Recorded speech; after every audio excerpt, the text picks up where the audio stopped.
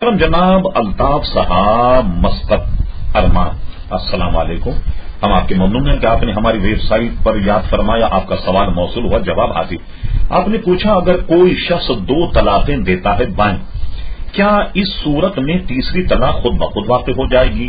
اصل میں نہیں، آپ اس مسئلے کو نقطے کو نہیں سمجھ پائے الطاف صاحب۔ کوئی شخص اگر اپنی بیوی کو یہ کہے کہ میں تجھے 1 طلاق دیتا ہوں، مطلق طلاق دینے سے یہ طلاق رجعی ہوگی۔ کیا مطلب کہ عدت کے دوران شوہر اس سے بغیر نکاح کے رجوع کر سکتا ہے، بغیر حلال، بغیر گویا نکاح کے رجوع کر سکتا ہے۔ اور اگر وہ 2 طلاق دے اور مطلق یہ کہے کہ میں تجھے 2 طلاق دیتا ہوں، اب بھی یہ دونوں طلاقیں رجعی ہوں گی، یعنی رجعت اس سے رجوع جائز ہو جائے گا۔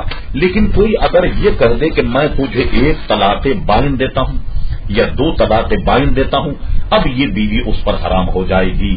1 اور 2 طلاق بائن میں بیوی تو اس پر حرام ہو گئی، لیکن بغیر حلالے کے اس سے نکاح کیا جا سکتا، یعنی اب بغیر نکاح کے اس پر حلال نہیں ہوگی، یہ اس پر اب حرام ہو گئی۔ بیوی چاہے تو آپ سے نکاح کرے یا عدت گزارنے کے بعد جس سے چاہے وہ دوسرے سے نکاح کر لے۔